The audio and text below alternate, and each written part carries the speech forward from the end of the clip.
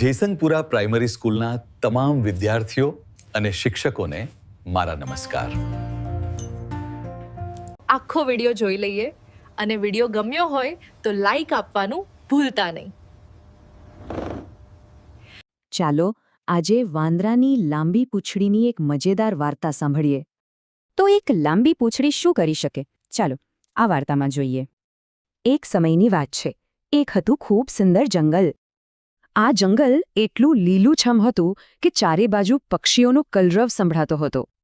અને એ જંગલની વચ્ચે એક મોટું ઝાડ હતું, એકદમ ઊંચું.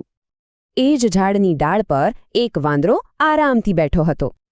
પણ એની પૂંછડી એ એટલી લાંબી હતી કે છેક જમીનને અડતી હતી. હવે ઝાડની નીચે એક નાનકડી ખિસકોલી આમતેમ દોડીને રમી રહી હતી. ત્યાં જ એની નજર પેલી વાંદરાભાઈની લાંબી પૂંછડી પર પડી. પહેલા એક આવી, પછી એણે મિત્રોને બોલાવ્યા અને બધી ઝૂલવા લાગી. પણ આટલી બધી ખિસકોલીઓના વજનથી ધબ!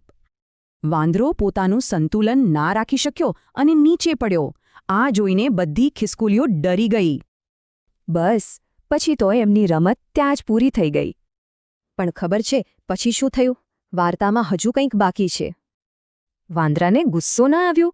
એ તો ખિસકોલીઓ સામે જોઈને જોરજોરથી હસવા લાગ્યો. વાંદરાને હસતો જોઈને પેલી બધી ખિસકોલીઓ પણ હસવા લાગી.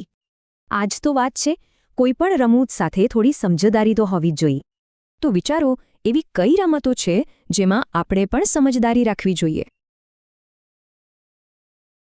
વિડીયોને લાઈક આપવાથી કૌશિક સરને ખ્યાલ આવશે કે તેમનો વિડીયો કેટલા લોકોને ગમ્યો છે. તો વિડીયો ગમ્યો હોય તો લાઈક આપવાનું ભૂલતા નહીં.